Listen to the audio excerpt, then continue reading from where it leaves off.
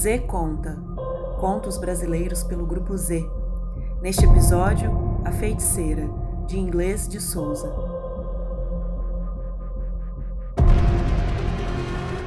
O tenente Antônio de Souza era um desses moços que se gabam de não crer em nada, que zombam das coisas mais sérias e riem dos santos e dos milagres.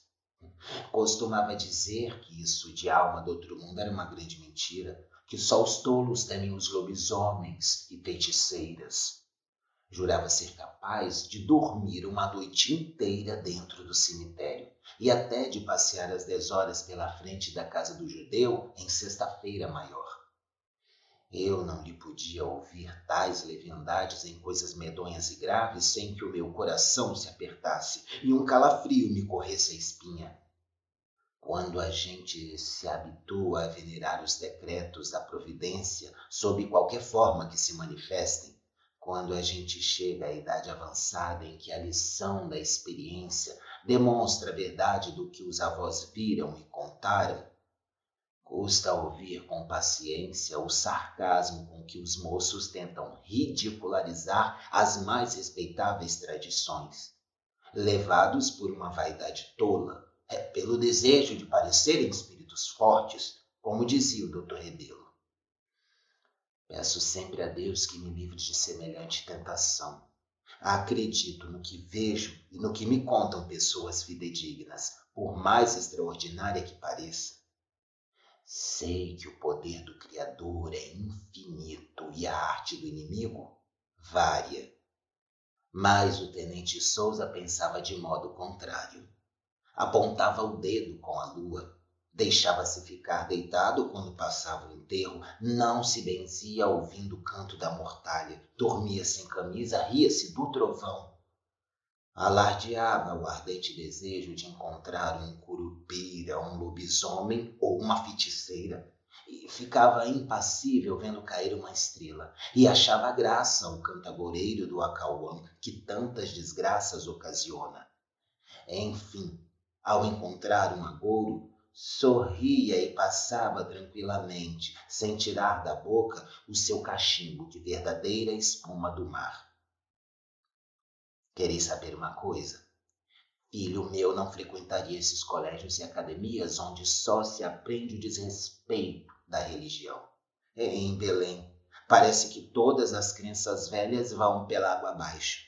A tal civilização tem acabado com tudo que tínhamos de bom.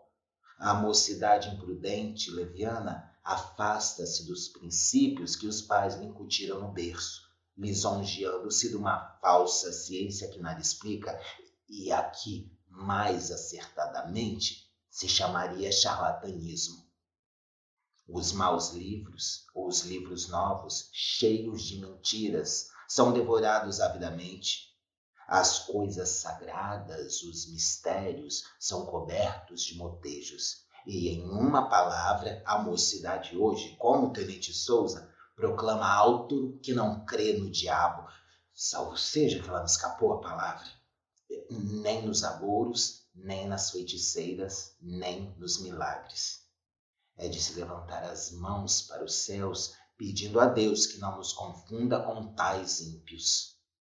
O infeliz Antônio de Souza, transviado por esses propagadores do mal, foi vítima de sua leviandade ainda não há muito tempo. Tendo por falta de meios abandonado o estudo da medicina, veio Antônio de Souza para a província em 1871 e conseguiu entrar como oficial do corpo de polícia. No ano seguinte, era promovido ao posto de tenente, nomeado delegado de Óbidos, onde antes nunca tivera vindo. O seu gênio folgazão, sua urbanidade e delicadeza para com todos, o seu respeito pela lei e pelo direito do cidadão, faziam dele uma autoridade como poucas temos tido. Seria um moço estimável a todos os respeitos, se não for a desgraçada mania de duvidar de tudo, que adquirira nas rodas de estudantes e de gazeteiros do Rio de Janeiro e do Pará. Desde que lhe descobri esse lastimável defeito, previ que não acabaria bem. e desver como se realizaram as minhas previsões. Em princípio de fevereiro de 1873, por ocasião do assassinato de João Torres no Paranamiri de Cima, Antônio de Souza para ali partiu em diligência policial. Realizada a prisão do criminoso, a convite do Ribeiro, que é o maior fazendeiro do Paranamiri, resolveu o tenente-delegado lá passar alguns dias, a fim de conhecer, disse ele, a vida íntima do lavrador da beira do rio. Não vos descreverei o sítio do tenente Ribeiro, porque ninguém há em Óbidos que não o conheça, principalmente daquela grande demanda que ele venceu contra Miguel Faria por causa das terras do Uricurizal. Basta lembrar que todos os cacauais do Paranamiri se comunicam entre si por uma vereda mal determinada e que é fácil percorrer uma grande extensão do caminho, vindo de sítio em sítio até a costa fronteira à cidade. Antônio de Souza passava o tempo a visitar os sítios de cacau, conversando com os moradores a quem ouvia casos extraordinários ali sucedidos e zombando das crenças do povo. Como lhe falassem muitas vezes da Maria Mucoim, a famada feiticeira daqueles arredores, mostrava grande curiosidade de a conhecer. Um dia em que caçava papagaios com o Ribeiro, contou o desejo que tinha de ver aquela célebre mulher, cujo nome causa o maior terror em todo o distrito. O Ribeiro olhou para ele admirado e, depois de uma pequena pausa, disse: Como? Não conhece Maria Mucuim?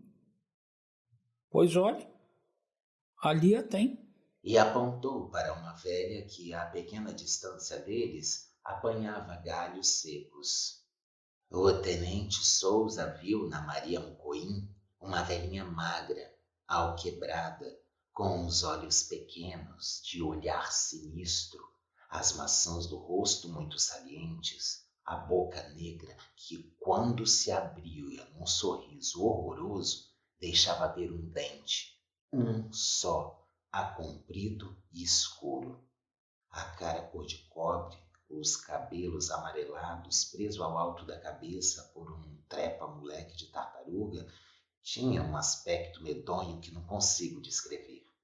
A feiticeira trazia ao pescoço um cordão sujo, de onde pendiam inúmeros bentinhos falsos, já se vê, com que procurava enganar ao próximo para ocultar a sua verdadeira natureza.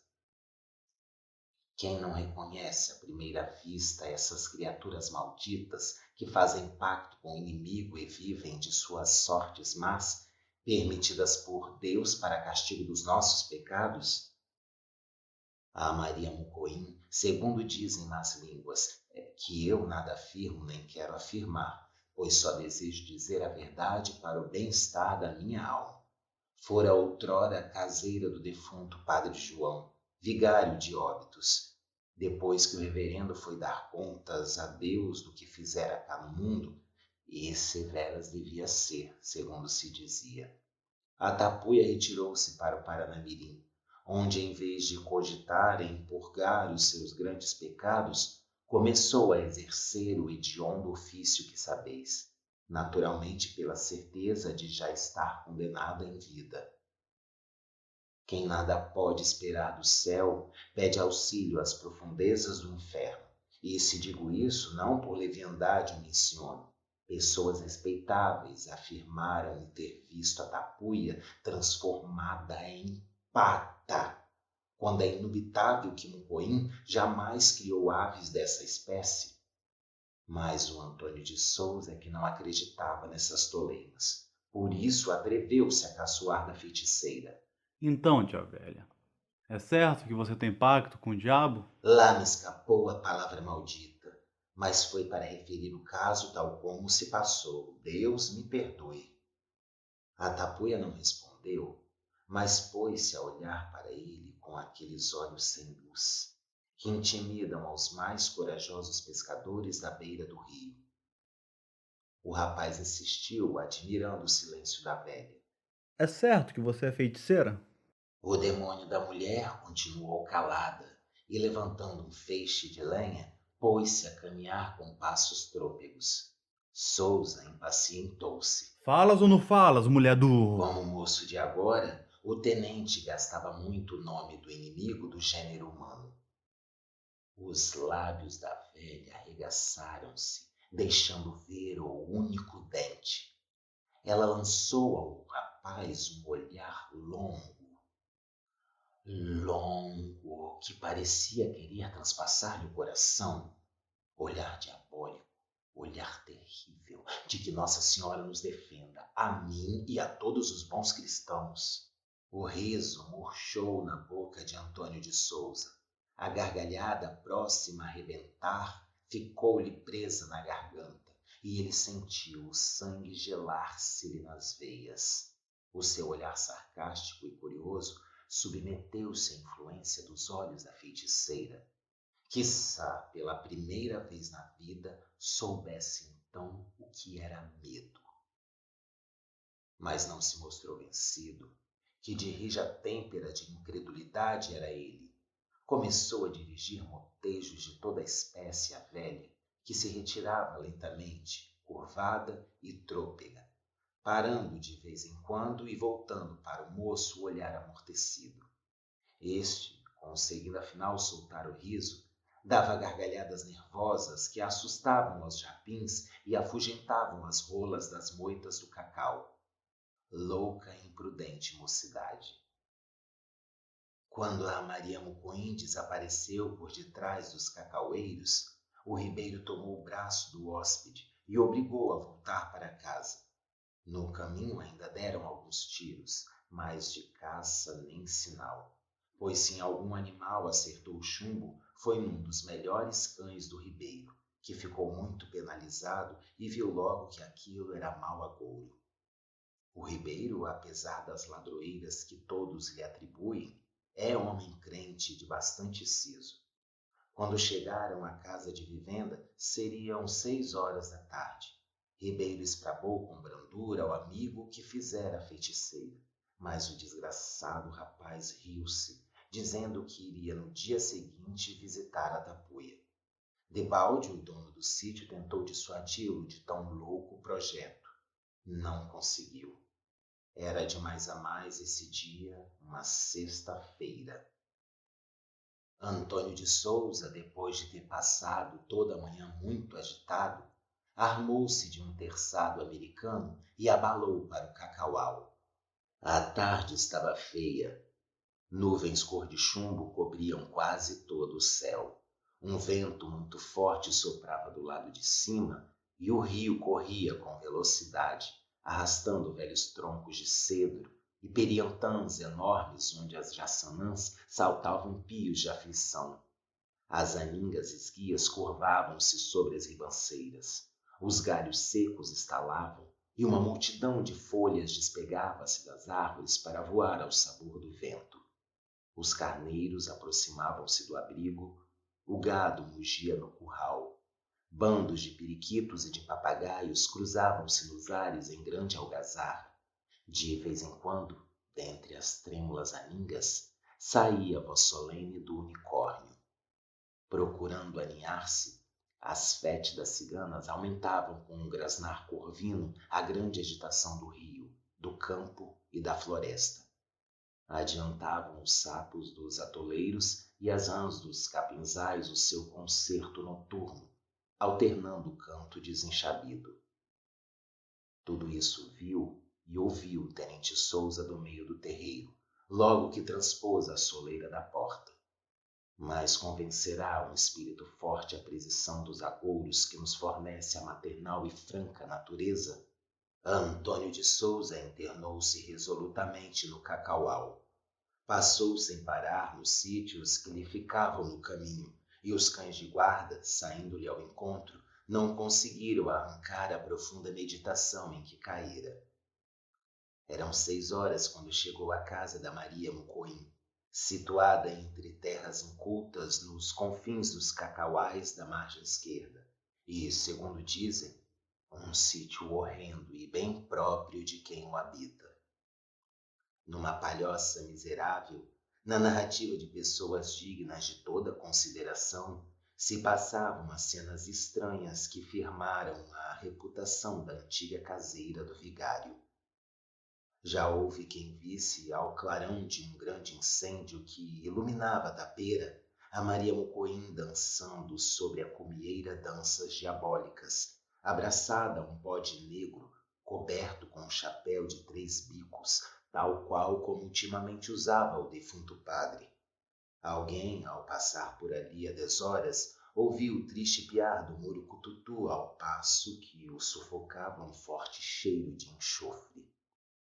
Alguns homens respeitáveis que por acaso se acharam nos arredores da habitação maldita, depois de noite fechada, sentiram tremer a terra sob os seus pés e ouviram a feiticeira berrar como uma cabra. A casa, pequena e negra, compõe-se de 2 peças separadas por uma meia parede, servindo de porta interior uma abertura redonda, tapada com um topé velho. A porta exterior é de japá, o teto de pindoba gasta pelo tempo, os esteios e caibros estão cheios de cascas de cupim e de cabas. Sousa encontrou a velha sentada à soleira da porta, com o queixo metido nas mãos, os cotovelos apoiados nas coxas, com o olhar fito no bem-te-vi que cantava numa embalbeira. Sob a influência do olhar da velha, o passarinho começou a agitar-se e a dar gritinhos aflitivos. A feiticeira não parecia dar pela presença do moço, que lhe bateu familiarmente no ombro. Sou eu. Lembra-se de ontem? A velha não respondeu. Antônio de Souza continuou depois de pequena pausa. Venho disposto a tirar a limpo suas feitiçarias. Quero saber como foi que conseguiu enganar toda a vizinhança. Hei de conhecer os meios de que se serve. Maria Mucoim abaixou a cabeça, como para esconder um sorriso, e com voz trêmula e arrastada, respondeu: Ora, me deixe, Branco. Vá-se embora, que é melhor. Não saio daqui sem ver o que tem em casa. E o atrevido moço preparava-se para entrar na palhoça quando a velha, erguendo-se de um jato, impediu-lhe a passagem. Aquele corpo curvado de ordinário ficou direito e hirto. Os pequenos olhos, outrora amortecidos, lançavam raios, mas a voz continuava lenta e arrastada. Não entre, Branco. Vá-se embora. Surpreso, o tenente Souza estacou, mas logo recuperando a calma, riu-se e penetrou na cabana. A feiticeira seguiu. Como nada visse o rapaz que lhe atraísse a atenção no primeiro compartimento, avançou para o segundo, separado daquele pela abertura redonda, tapada com um topé velho. Mas aí a resistência que a tapuia ofereceu à sua ousadia foi muito mais séria.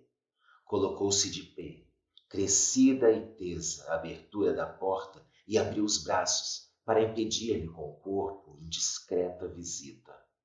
Esgotados os meios brandos, Antônio de Souza perdeu a cabeça e, exasperado pelo sorriso horrendo da velha, pegou-a por um braço e, usando toda a força do seu corpo robusto, arrancou-a dali e atirou-a ao meio da sala de entrada. A feiticeira foi bater com a fronte no chão, soltando os gemidos lúgubres. Antônio arrancou a esteira que fechava a porta e penetrou no aposento, seguido da velha, de rastros, pronunciando palavras, o dente negro num riso convulso e asqueroso. Era um quarto singular, o quarto de dormir de Maria Mucoim. Ao fundo, uma rede rota e suja. Um canto, um montão de ossos humanos. Pousada nos punhos da rede, uma coruja, branca como algodão, parecia dormir. E ao pé dela, um gato preto descansava numa cama de palhas de milho. Sobre um banco rústico estavam várias panelas de forma estranha, e das traves do teto pendiam cumbucas rachadas, donde escorria um líquido vermelho, parecendo sangue. Um enorme urubu, preso por uma embira ao esteio central do quarto, tentava picar um grande bode preto e barbado, que passeava solto como se fora o dono da casa. A entrada de Antônio de Souza causou um movimento geral. O murucututu entreabriu os olhos, bateu as asas e soltou um pio lúgubre. O gato pulou para a rede. O bode recuou até o fundo do quarto e arremeteu contra o visitante. Antônio, surpreendido pelo ataque, mal teve tempo de desviar o corpo e foi logo encostar-se à parede, pondo-se em defesa com o terçado que trouxera. Foi então que, animada por gestos misteriosos da velha, a bicharada toda avançou com uma fúria incrível. O gato, correndo em roda do rapaz, procurava morder, fugindo sempre ao terçado.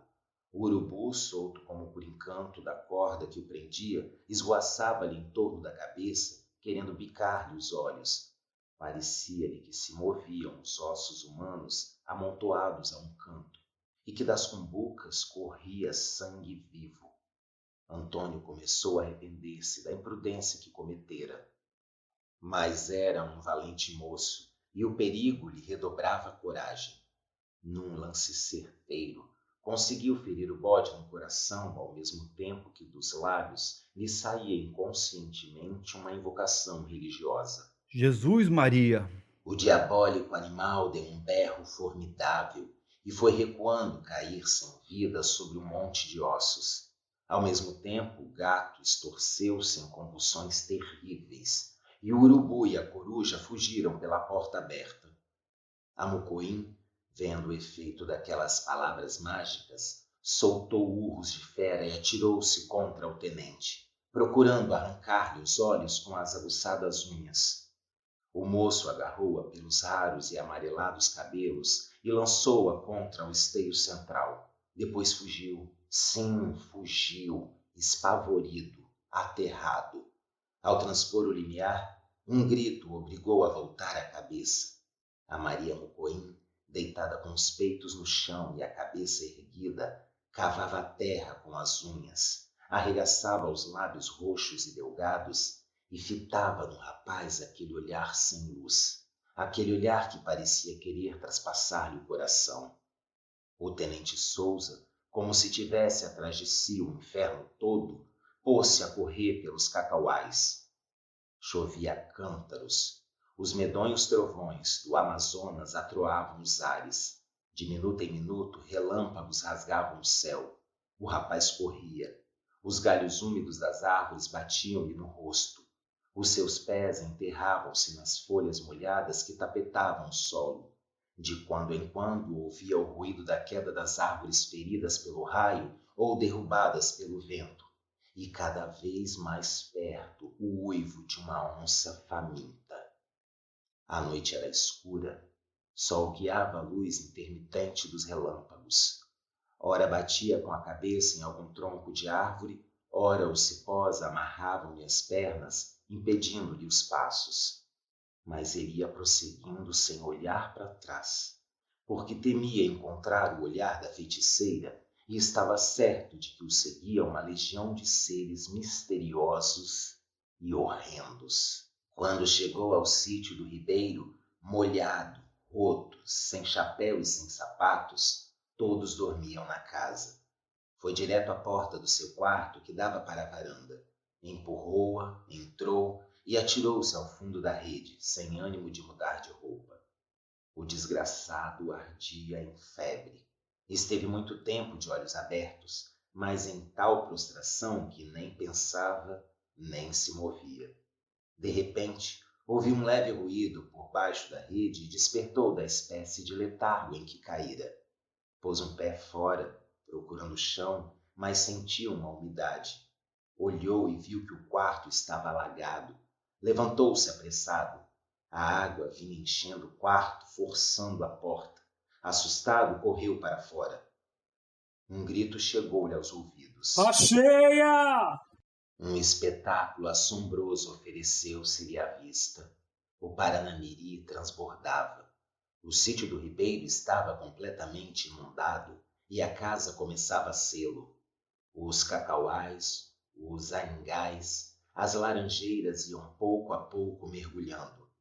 Bois, carneiros e cavalos boiavam ao acaso e a cheia crescia sempre. A água não tardou em dar-lhe pelos peitos. O delegado quis correr, mas foi obrigado a nadar. A casa inundada parecia deserta. Só se ouvia o ruído das águas e, ao longe, aquela voz. Achei-a! Onde estariam o tenente Ribeiro e a família? Mortos. Teriam fugido, abandonado o hóspede à sua infeliz sorte? Onde salvar-se se as águas cresciam sempre e o delegado já começava a sentir-se cansado de nadar? Nadava, nadava. As forças começavam a abandoná-lo. Os braços recusavam-se ao serviço. Cãibras agudas lhe invadiam os pés e as pernas. Onde e como salvar-se? De súbito viu aproximar-se uma luzinha e logo uma canoa, dentro da qual lhe pareceu estar o tenente Ribeiro. Pelo menos era dele a voz que o chamava. Socorro! Gritou desesperado Antônio de Souza e, juntando as forças num violento esforço, nadou para a montaria, salvação única que lhe restava no doloroso transe. Mas não era o tenente Ribeiro o tripulante da canoa. Acocorada à proa da montaria, Maria Mucoim fitava-o com os olhos amortecidos, e aquele olhar sem luz, que lhe queria traspassar o coração,